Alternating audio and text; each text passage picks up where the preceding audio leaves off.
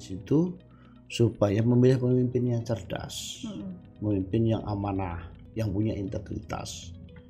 Nah, ini kita lakukan supaya ke depan kita akan menyongsong Indonesia Emas nih. Bonus demografi Indonesia Emas. Bonus demografi itu posisinya ada di tahun 30-an. Kemudian Indonesia Emas tahun 45. 100 tahun Indonesia merdeka. Di mana Indonesia Emas itu nanti kita dari negara maju dari bonus demografi. Nah, sekarang pesan-pesannya ke Sbangpol apa? Pesan-pesannya itu tentang persatuan bangsa, 4 pilar kebangsaan. Kemudian untuk urusan pemimpin itu kita selalu menyampaikan, contoh nih, ini kan tahun politik nih, yang selalu saya sampaikan itu adalah menjadi pemilih yang cerdas, jangan mau dibeli, kaitan dengan politik. Ya. Nah itu, saya sampaikan bahwa begini, jangan mau kita dibeli. Katakanlah ini yang paling dibontang nih pasarnya 300.000 tuh. 300 dibagi selama 5 tahun. Nah, iya, jadi kalau 300 dibagi 5 tahun cuma 60 ya, 60.000. 60.000 dibagi 12 bulan.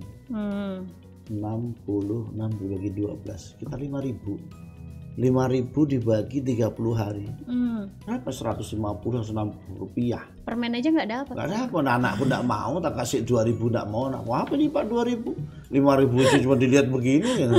Anak sekarang kan begitu. Iya. Nah, masa sih kita tukar dengan 160 rupiah? Iya, benar-benar. Pilihan kita. Padahal money politik itu ada 4 dampaknya. Apa aja itu, Pak? Ya, penasaran? Penasaran. Kita tunggu yang lewat, yang akan lewat ini. Ke part selanjutnya. Apa aja itu, Pak? Ya, jadi gini. Makanya tadi kan nggak ada iklan, karena nggak ada iklan ininya, maka kita ngomong sendiri. Tunggu yang akan lewat gitu. Jadi 4 hal itu begini. Yang pertama, ketika kita orang yang menggunakan money politik, niatnya memang untuk menjadi pejabat yang mungkin karena ambisius. Ambisius itu kan artinya nanti menggunakan sebagai berbagai cara. Yang nggak punya duit pun dia hutang katakanlah 2 miliar. 2 miliar. Bayangkan kalau semua hutang 2 miliar tuh banyak tuh disebar gitu. Ada 4 hal dampaknya. Yang pertama, pasti akan menciptakan pejabat yang korup. Pejabat itu pasti korup karena dari awal aja dia harus bayar hutangnya. Iya kan? Korup dia. Yang kedua, memperpanjang kemiskinan. Iya kan? Ada keterkaitan ya. Ada kaitannya. Dia tidak memikirkan masyarakat. Sudah tak beli kok 300 kemarin. Apa lu datang udah gua kasih lu 300. Nah, memperpanjang kemiskinan kan tidak konsen terhadap orang-orang yang membangun kemiskinan, mengentaskan kemiskinan. Yang ketiga jelas berdampak hukum. Yang memberi dan yang menerima bisa kena hukuman. Hati-hati tuh ya penonton ya. Hati-hati tuh. Katanya Pak Ustadz apa? Hati. Katanya Pak Ustadz. Yang memberi dan yang diberi tidak berdosa. 300.000 sehari. Tidak berdosa tapi langsung masuk neraka. Ya kan? Iya. Katanya Ustadz yang dari 300.000 dengan dampak 4 ya Pak. Satunya belum disebut nih padahal. Satunya itu merubah tujuan negara. Tujuan negara itu di pembukaan Undang-Undang Dasar 45 ujung-ujungnya kan menciptakan kesejahteraan masyarakat, mewujudkan keadilan. Itu undang-undang pembukaan Undang-Undang Dasar 45 tujuan Pancasila dan sebagainya itu tujuan itu berubah. Kenapa berubah? Karena pejabatnya tidak memikirkan rakyatnya, memikirkan program-program yang pro rakyat, tapi berpikir mana untuk kembali untuk saya, untuk bayar hutang saya yang 2 miliar tadi. Bayangkan kalau di DPR RI ada 500 parlemen yang semuanya gunakan itu. Bayangkan tuh. Itu baru DPR RI, belum mulai ke daerah-daerah. Nah, jadi dampak 4 hal ini, kalau masyarakat cerdas, Ya dia harus lihat visi misinya, integritasnya, kesehariannya, rekam jejaknya. Dilihat, memang wajib ini orang saya pilih. Ya kita pilih. Yang bisa jadi pemimpin kita pilih. Jangan asal tahu beres, terima 300 sehari aja udah habis ya Pak ya. Nah, makanya penonton nih jangan sampai memilih mana penonton? Tepuk tangan lu penonton. Jangan sampai memilih pemimpin yang money politik. Dampaknya ada 4 ya. Iya, benar. Itu. Dan untuk yang paling ngeri lagi, ini yang ngeri. Kita tadi bicara bonus demografi ya. Bonus demografi itu di mana jumlah penduduk produktif 70%, yang non produktif 30%. Produktif itu berarti orang pekerja. Iya. Yang non produktif itu bayi dan orang tua, usia anak-anak dan orang tua. Bayangkan 70% ini mencari pekerjaan. Sampai bayangkan, bayang dulu. Bayang, ranjang maksudnya. Bayangkan itu kalau orang Jawa itu bayang itu ranjang. Bayangkan orang mencari pekerjaan 70%. Kalau 250 juta penduduk Indonesia dikali 70%, itulah yang mencari pekerjaan. Ada nggak lapangan kerjanya? Siapa yang menciptakan lapangan kerja? Tentu negara ikut situ. Dari mana caranya? Dari program-programnya, investasi dan sebagainya. Kemudian mengarahkan anak muda menjadi entrepreneurship. Jadi entrepreneur. Itu di situ caranya dari sisi pendidikan.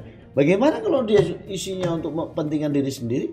Bagaimana cara untuk menciptakan? Nggak bisa. Iya, semuanya saling terkaitan ya. Akhirnya yang terjadi adalah tidak ada lapangan pekerjaan, masyarakat tidak mandiri, anak muda banyak pengangguran.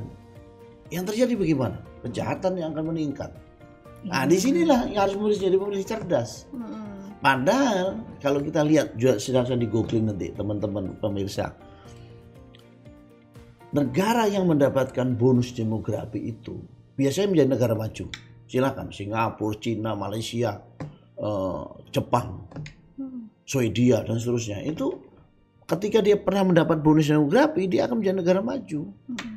Nah, ketika tahun 30-an kita menjadi negara, bonus demografi kita terpenuhi dan bisa targetnya terpenuhi, maka di Indonesia emas tahun 2045, 100 tahun Indonesia mereka, benar kita jadi negara maju. Benar. Karena ini ada kesempatan bonus demografi di mana jumlah Gen Z dan milenialnya lebih banyak daripada jumlah usia tua. Saya sudah tahun 30-an sudah tua loh saya. Sudah sangat sungguh jadi bagian dari yang non produktif. Kira-kira begitu. Begitu Mbak Suci ya. Jadi kesimpulannya jangan pilih pemimpin yang cerdas. Iya. 300.000 itu tidak akan membuatmu kaya. Betul. Tapi justru malah semakin memiskinkan kita ya, apalagi di akhirat nanti ya. Tanggung jawabnya lebih besar ya Pak. Yang paling penting lagi pilihan kita akan dipertanggungjawabkan. Ditanya, memilih itu, kamu milih siapa? Dia nggak amanah, punya tanggung jawab juga kita. Mungkin lain kali kita bisa undang Ustadz. Oh iya, Ustadz jadi gini, Abdul Somad. usul saja Mbak Suci, kita nongkrong lebih santai lagi nanti, undang beberapa narasumber, boleh. terus akademisi, kita nongkrong lah, nggak usah terlalu tegang begini. Kita cari nongkrong, nah disitulah kita. Oke, next Pak. Terakhir lagi Pak. Terakhir loh. Terakhir yang terakhir. Iya. Ini kan pemilu kan sudah di depan mata ya Pak ya. Gimana antisipasi dari Kesbangpol? Ya, untuk menjaga pemilu ini. Sekali lagi gini, tahapan tinggal 2 hari lagi. 2 hari. 2 hari kita. Ini masa tenang. Masa tenang.